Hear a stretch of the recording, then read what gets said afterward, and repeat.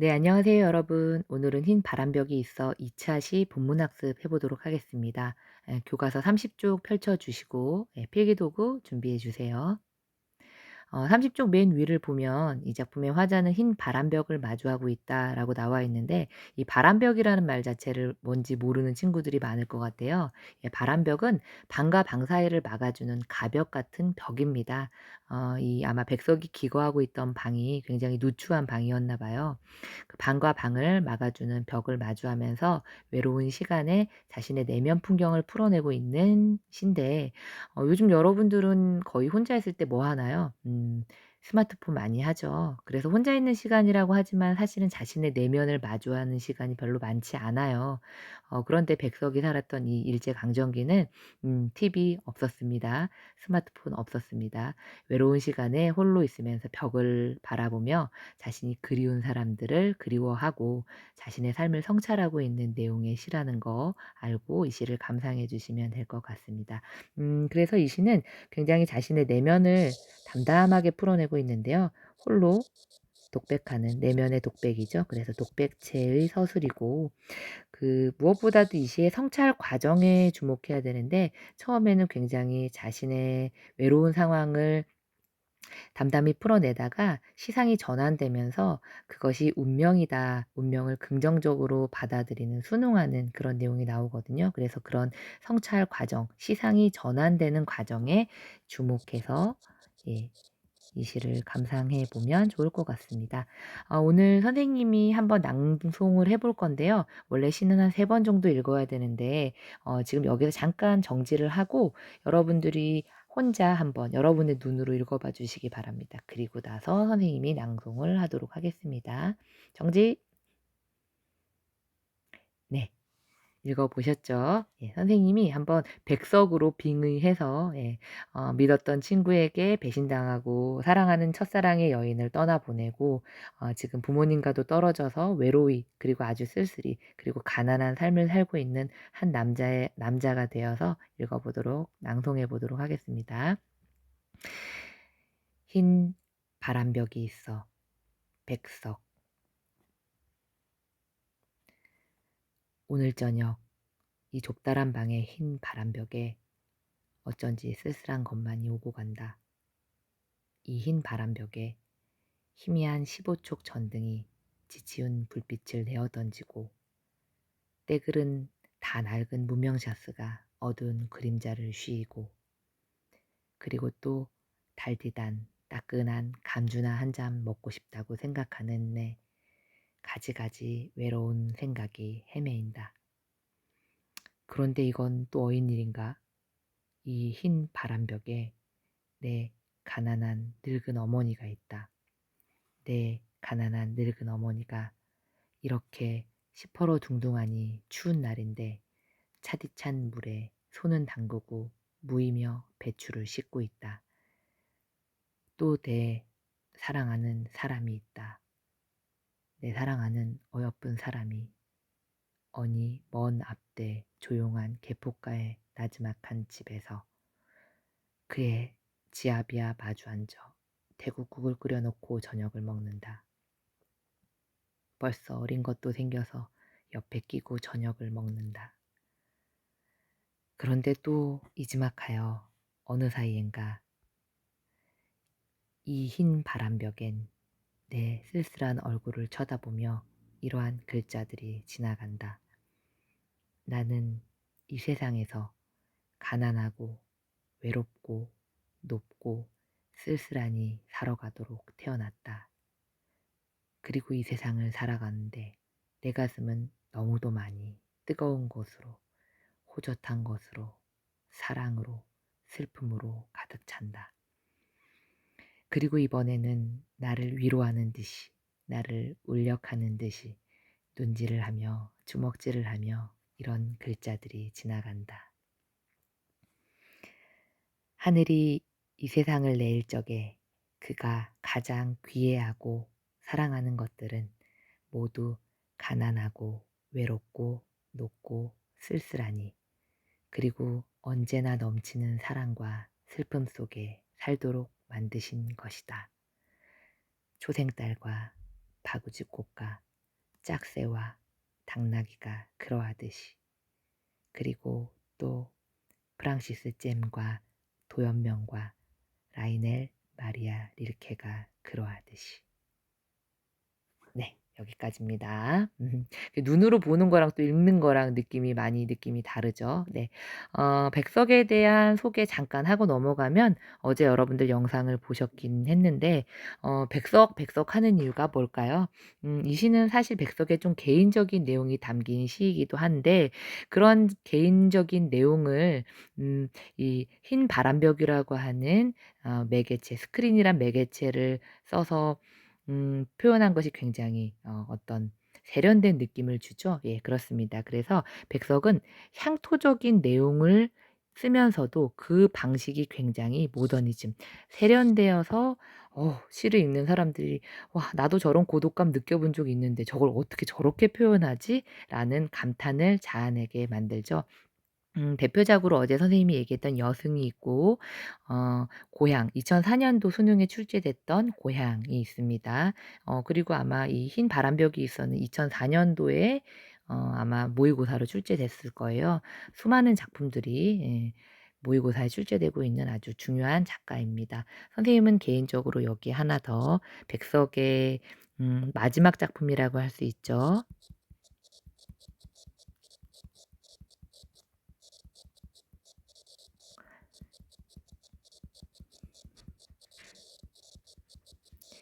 남신의주 유동에 있는 박시봉이라는 사람의 방에서 쓴 남신의주 유동 박시봉방이라는 시가 있는데, 이 시가 선생님의 최애 시입니다. 나중에 꼭 여러분 찾아서 읽어봐 주세요. 이 시는 교과서에도 많이 실리고 모의고사에도 나오고 수능에도 나올 만한 가치가 있는 작품입니다. 그리고 그 위에 있는 이 여운한 골조, 이 작품도 수능에 나올 가치가 있는 작품이니까, 선생님이 밑줄 그은 요 세 작품 꼭 관련 작품으로 따로 읽어봐 주시면 아마 '아, 이래서 백석 하는구나.'라는 생각할 수 있을 것 같아요. 자, 그러면 본문학습으로 가보겠습니다.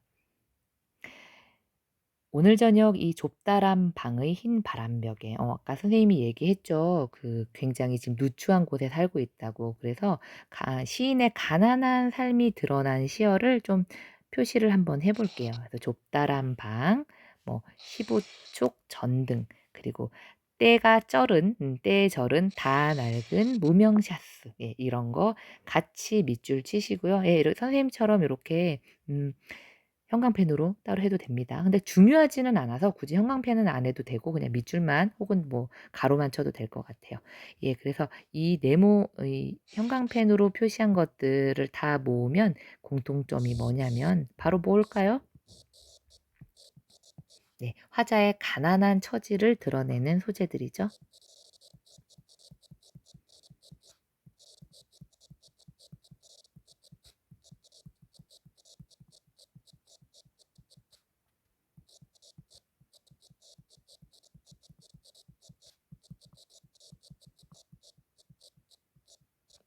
네.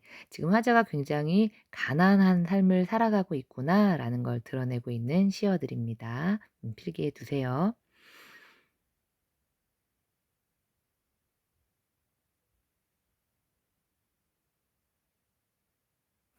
네. 그런데 이렇게 좁고 누추한 방에 있는데 내가 앉아 있는 맞은편 흰 바람벽에 어쩐지 쓸쓸한 것만이 오간대요. 자, 이 흰 바람벽은 이 시에서 어떤 역할을 할까요? 사실 가장 중요한 시어이기도 한데요. 이 벽에 무언가를 투영해서 바라보고 있잖아요. 그래서 이 흰 바람벽은 화자의 내면을 비춰주는 도구입니다. 예, 필기합니다.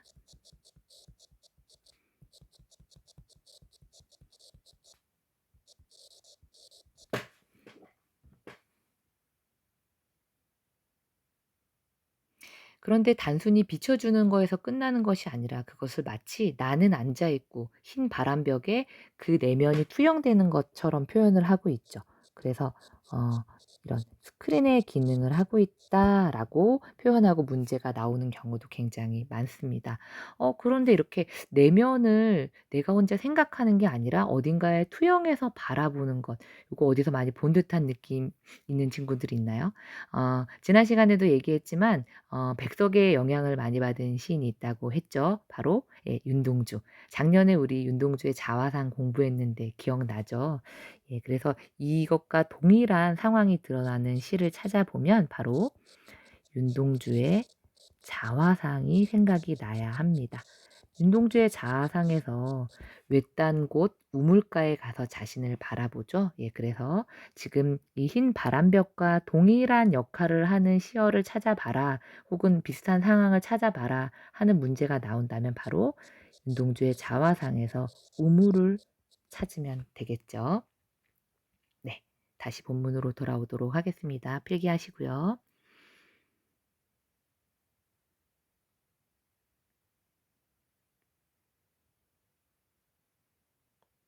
네. 이 흰 바람벽에 희미한 15축 전등이 지치운 불빛을 내어 던지고, 때글은 다 낡은 문명샷수가 어두운 그림자를 쉬이고, 그리고 또 달디단 따끈한 감주나 한 잔 먹고 싶다고 생각하는 동안에 가지가지 외로운 생각에 헤매인다. 여기까지가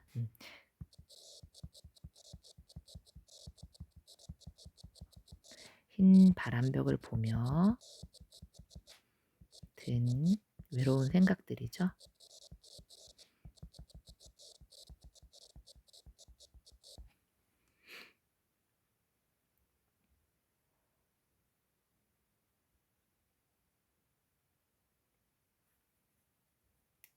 네, 여러분 머릿속에 어 좀 마르고 그리고 눈빛은 살아있는 젊은 남자가 홀로 외로이 벽을 쳐다보며 뭔가를 그리워하는, 그리고 또 늦은 밤에 뭔가 이렇게 외로운 와중에도 또 따뜻한 달콤한 무엇인가가 먹고 싶다라고 생각하는 이런 상황이 펼쳐져 있죠, 지금. 네. 그런데 이것은 또 어인일인가? 이 흰 바람벽에 내 가난한 늙은 어머니가 있다. 이 늙은 어머니 흰 바람벽에 제일 먼저 투영돼 있네요. 자, 근데 내 가난한 늙은 어머니는 뭘 하고 있나? 이렇게 시퍼러둥둥하니 추운 날인데 차디찬 물에 손은 담그고 무이며 배추를 씻고 있다. 네. 굉장히 엄마도 넉넉한 삶은 아니신 것 같습니다. 어머니의 어떤 희생적인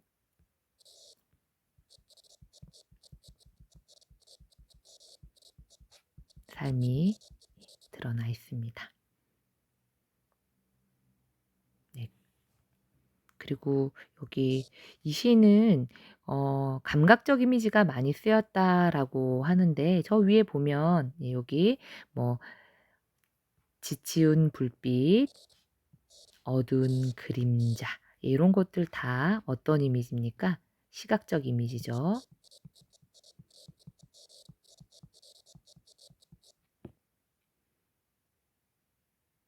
그러면서 동시에 이 시각적 이미지를 통해서 화자의 외롭고 쓸쓸한 심정을 형상화하고 있습니다. 요거 필기합시다.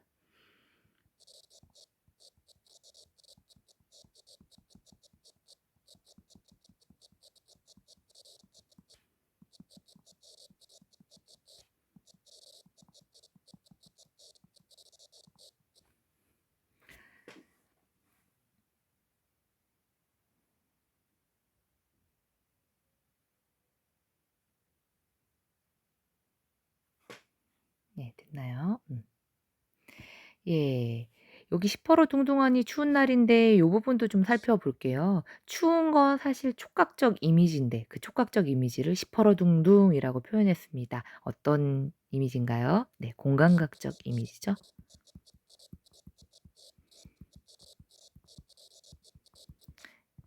촉각의 시각화가 이루어져 있습니다.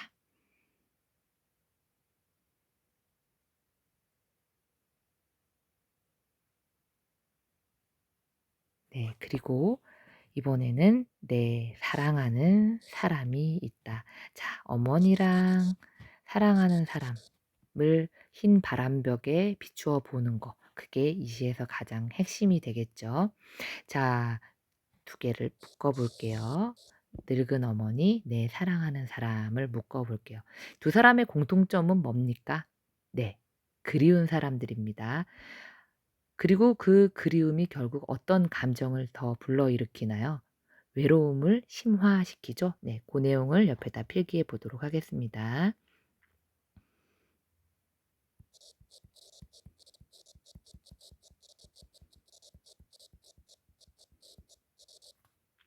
예. 그리운 사람들로 화자로 하여금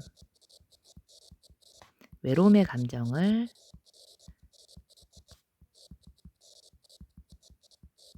심화시키게 함.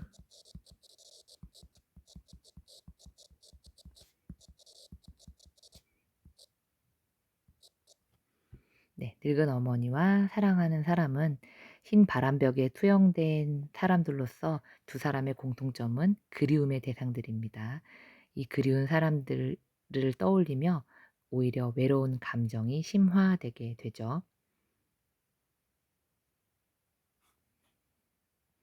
자, 그런데 선생님은 사실 요 다음 부분이 되게 가슴이 아프더라고요. 예. 그 사랑하는 사람이 뭐 하고 있냐면 어느 먼 앞대 여기 시어가 설명이 나와 있는데 어떤 지방에서 그 남쪽 지방을 이르는 말입니다. 박경련이라는 여자가 첫사랑이라고 했는데 박경련 통영 사람이죠. 예, 그 남쪽 지방에 조용한 개포가, 예, 바닷물이 드나드는 곳에 나지막한 집에서 그의 지아비, 그 자신의 한때 친구였던 신현중과 마주 앉아서 대구국을 끓여놓고 저녁을 먹는다. 근데 이 부분도 가슴 아픈데 그 다음이 더 가슴 아파요. 벌써 어린 것도 생겨서 옆에 끼고 저녁을 먹는다. 예, 자신의 첫사랑이 자신의 친구와 결혼해서 아이까지 낳고 사는 그런 삶, 그런 모습을 상상하는 것만으로도 가슴이 굉장히 아프겠죠. 자, 그런데 만약 여기까지였으면은 이 시는 좋은 시가 아닐 거예요. 예, 근데 이러한 절망적인 상황 속에서 자신의 삶을 어떻게 성찰하고 있냐면 그다음이 중요합니다. 그런데 예, 바로 시상이 전환되는 부분이 있다라고 했죠. 이 부분입니다. 이렇게 외롭고 절망적인 상황에 그냥 매몰되어 있지 않습니다. 네, 시상 전환. 네, 시상이 전환되어서 어떤 내용이 나올까요? 이 흰 바람벽에 내 쓸쓸한 얼굴을 쳐다보며 이러한 글자들이 지나간다. 그래서 이제 이 작품에서 흰 바람벽을 보통 스크린의 역할을 한다라고 얘기를 하는데, 자, 보겠습니다. 나는 이 세상에서 가난하고 외롭고 높고 쓸쓸하니 살아가도록 태어났다. 자, 어쩔 수 없다. 내가 발버둥 쳐봐도 어쩔 수 없다라는 어떤 태도라는 건가요? 운명이라는 거죠? 운명은 받아들일 수밖에 없다. 운명론적 태도.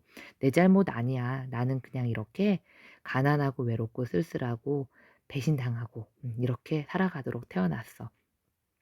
그리고 예, 이 세상을 살아가는데 내 가슴은 너무도 많이 가슴. 이건 필기 안 해도 됩니다. 뜨거운 것, 호젓한 것, 사랑, 슬픔으로 가득 찬다라고 나와 있는데 여러분들 아마 음 그 MBTI 검사에서 F인 친구들 예, 많이 있을 거예요. 선생님도 예, ENFP인데 예, F인데 남들은 그냥 넘어가는 일도 저한테는 너무 감상적으로 느껴지고 외롭게 느껴지고 슬프게 느껴지고 막 열정이 타오르고 이럴 때가 많아요. 네. F의 성향이죠. 그리고 이것이 극대화된 사람들이 바로 시인이라고 볼 수 있겠죠. 예. '나는 남들처럼 그냥 평범하게 무미건조하게 그냥 살아가도 되는데 내 가슴은 왜 이렇게 많이 뜨거운 것, 호젓한 것, 사랑, 슬픔으로 가득 찼을까? 아이고 이놈의 인생, 이놈의 운명.'이라고 얘기를 하는 거죠. 그리고 이번에는 나를 위로하는 듯이 나를 울력하는 듯이 울력이란 단어는 처음 볼 것 같아서 오른쪽을 보면 여러 사람이 힘을 합하여 일함 또는 그런 힘인데 여기서는 응원하듯이라는 말로 바꿔보면 조금 이해가 더 잘 될 것 같아요. 뭐 혹은 힘을 주듯이 예. 음. "네 잘못 아니야. 힘내."라고 하며 눈질을 하며 주먹질을 하며 이런 글자들이 지나간다. 근데 그런 글자들이 마치 살아있는 대상처럼 표현을 하고 있죠. 예. 뭐가 쓰였나요? 예. 의인법도 쓰였네요. 자, 앞의 내용보다 조금 더 내용이 강화돼서 나옵니다. 하늘이 이 세상을 내일 적에 그가 가장 귀해하고 귀하게 여기고 사랑하는 것들은 모두 가난하고 외롭고 높고 쓸쓸하니 그리고 언젠가 넘치는 사랑과 슬픔 속에 살도록 만드신 것이다. 자, 이 부분이 사실 이 시의 주제라고 볼 수 있겠죠? 가장 핵심입니다. 음. 내가 이렇게 외롭게 사는 건, 가난한 건, 쓸쓸한 건 이유가 있어. 하지만 그렇게 가난하고 외롭고 쓸쓸한 사람들이지만 정신만은 고결함을 잃지 않으려고 해. 라는 내용이죠. 자, 그래서 정리해 볼게요. 가난하지만 정신적 고결함은 잃지 않으려는, 아이고, 삶의 태도를 드러내고 있죠. 음. 실제로, 예, 여러분 적으세요, 일단.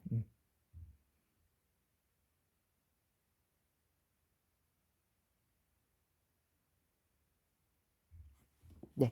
실제로 박경련과의 사랑이 이루어지지 않은 가장 큰 이유는 백석이 가난했기 때문이에요. 예. 그래서 백석 개인으로 보면 굉장히 공부도 잘하고 영어도 잘하고 얼굴도 아주 잘생기도 키고 훤칠한 사람이었지만 집이 워낙에 가난했고, 그리고 또 일제 창씨 개명하면서 편하게 살 수도 있고 글을 쓰지 않고 다른 일을 하면서도 살고 살 수 있었지만, 상시개명도 하지 않고 세상과 자신을 타협하지 않고 이렇게 시인의 삶을 선택하는 자신의 모습, '어쩔 수 없는 거야. 이건 운명이야.'라고 받아들이는 거죠. '난 비록 외롭고 높고 쓸쓸하지만 그래도 정신적 고결함은 잃지 않겠다.'라고 얘기하는 장면입니다. 선생님은 이 부분이 굉장히 여러 사람에게 희망을 주는 메시지라는 생각이 드는데요. 개인적으로 고흐가 생각이 났어요. 고흐 어땠나요? 고흐는 살아생전에 단 한 점의 그림밖에 팔지 못한 비운의 화가였는데, 어떻게 보면 고흐가 외롭지 않았다면, 쓸쓸하지 않았다면 고흐가 그렇게 많은 그림을 그렸을까요? 어떻게 보면 신이 마치 "고흐야, 넌 내가 좀 가난하고 외롭고 쓸쓸하게 살게 할 테니까 너의 예술혼을 한번 마음껏 발휘해 봐."라고 한 것처럼 고흐는 그렇게 아름다운 그림들을 많이 남기고 세상을 떠났습니다. 그것처럼 이 시에서 "외롭고 쓸쓸한 모든 이들이여 다 세상에 여러분들이 쓸쓸한 데는 이유가 있을 것이다."라고 얘기를 하는 거죠. 지금 이 시를 읽는 학생들 중에서도 '아 나 왜 이렇게 공부 못하지? 아 나 왜 이렇게 사회성 떨어지지? 아 우리 집 왜 이렇게 잘 살지 못하지?'라고 어떤 좌절하는 친구들이 있을 텐데, 다 이유가 있다라는 겁니다. 가난하고 외롭고 높고 쓸쓸할수록 더 큰 일을 하게 되고 더 큰 사랑, 슬픔 속에 살도록 만드신 것이다라고 얘기를 하고 있습니다. 참 힘이 되는 그런 메시지라는 생각이 듭니다. 자, 그러면서 이제 마무리를 하는데요. 초생딸과 바구지꽃과 짝새와 당나귀가 그러하듯이 공통점이 뭘까요? 여기 열거된 이 대상들의 공통점은, 예, 다 외롭죠. 초생딸 하면 외로운 이미지죠. 외롭고 순수한 영혼을 지닌 존재들이죠. 여러분, 당나귀 눈빛 본 적이 있나요? 짐을 들고 있는 당나귀 눈빛 얼마나 슬퍼 보여요. 삶에 순응하는 당나귀의 그 죄 없는 순수한 눈빛. 예, 그런데 이러한 대상들이 남들이 보기에는 되게 힘없고 별 볼 일 없어 보이는 존재지만 나는 이런 대상들이 좋아. 그래서 화자가 좋아하는 대상이자 자신과 동일시하고 있는 존재라는 거죠.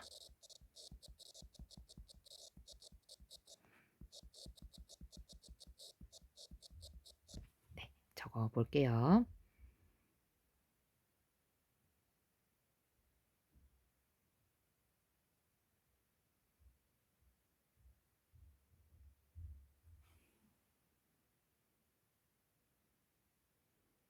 네. 그리고 나뿐만이 아니라 프랑시스 잼도 그런 대상들을 노래했어. 도연명과 라이넬 마리아 릴케도 그러했어. 라고 하면서, 자, 이 사람들의 공통점도 있죠. 예, 이 사람들의 공통점도 굉장히 다 고독한 삶을 산 시인들이죠.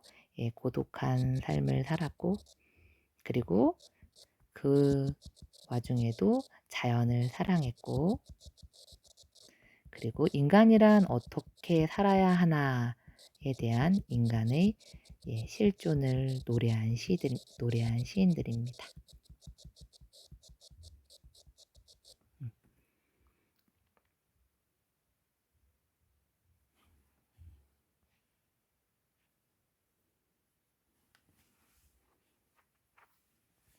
여기 이쪽 줄이랑 이쪽 줄 사이에 구가 대칭 이루는 대구법도 쓰였고, 그리고 동일한 대상들이 열거되는 열거법도 쓰였네요.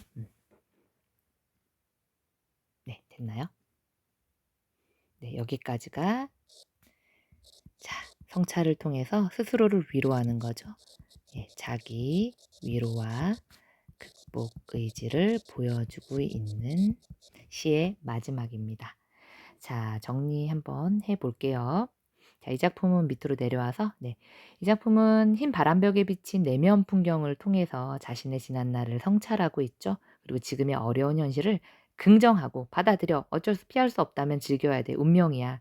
긍정으로 수용하려는 태도를 제시하고 있습니다. 자, 이 작품에서 흰 바람벽의 역할 되게 중요하다라고 얘기했는데, 흰 바람벽은 여기 역할 좀 이렇게 표시해 볼게요. 흰 바람벽의 역할은 부재한 대상에 대한 그리움을 환기하고 있고, 그 벽에다가 그리운 대상들을 투영해 보고 있습니다. 그리고 또 한편으로는 자아를 성찰하는 매개체의 기능도 하고 있습니다. 자, 그러면 이 밑에다가 작품 최종 마무리 한번 해보겠습니다. 작품 정리라고 쓰고, 자, 갈래는 당연히 뭐 자유시 서정시니까 하지 않겠습니다. 자, 성격 한번 먼저 해볼까요? 성격은 좀 슬프죠? 슬픈 걸 뭐라고 하나요? 애상적이라고 하고, 지금 어머님과 사랑했던 사람을 회상하고 있으니까, 회상적이면서 또 한편으로는 운명이야. 내가 이렇게 가난하고 외롭고 쓸쓸하게 태어난 건 더 큰 사랑 속에서 더 큰 슬픔을 사람들에게 전달하려는 운명이야 라고 하면서 어떤 삶의 의지를 다지는 그런 성격을 가지고 있습니다. 그리고 표현상의 특징 한번 먼저 해볼게요.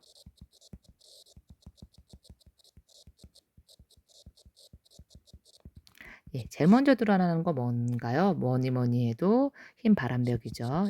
시적 화자의 내면과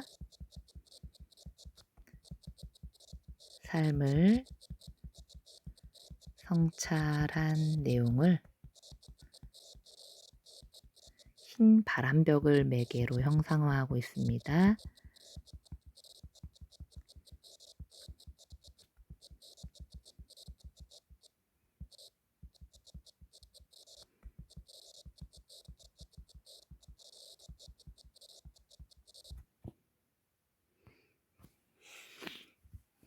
여러분 쓰시라고 시간 좀 드릴게요.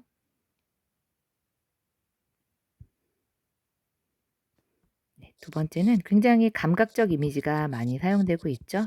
감각적 이미지를 활용해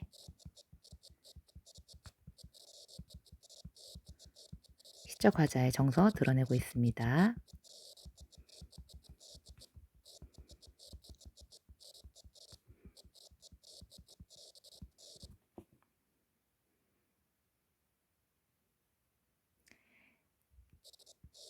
그 다음에 이게 지금 녹화 시간이 거의 다 돼서 선생님이 좀 빨리 진행할 테니까 필기 못한 친구들은 다시 리플레이해서 보세요. 자, 세 번째는 시상 전환이 드러났다라고 얘기를 했죠.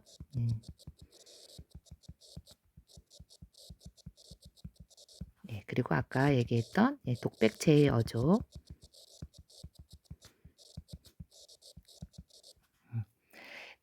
자, 그리고 마지막 가장 중요한 거 주제. 자, 그럼 결국 시인은 이 시를 통해서 뭘 얘기하고 싶었던 걸까요?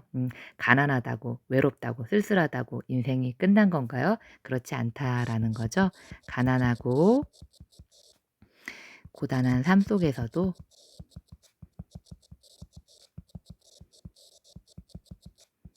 '나는 어떻게 살 거야? 정신적 고결함은 잃지 않을 거야. 시를 쓰면서 살 거야.' 그리고 외롭고 가난한 대상들의 목소리를 전달하는 삶을 살 거야 라고 얘기를 하고 있는 것이죠. 네.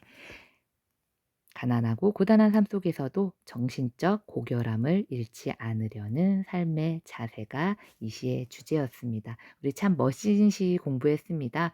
여러분의 삶과 한번 비교하면서 읽어보시면 좋을 것 같습니다. 오늘 여기까지 하겠습니다. 수고하셨습니다.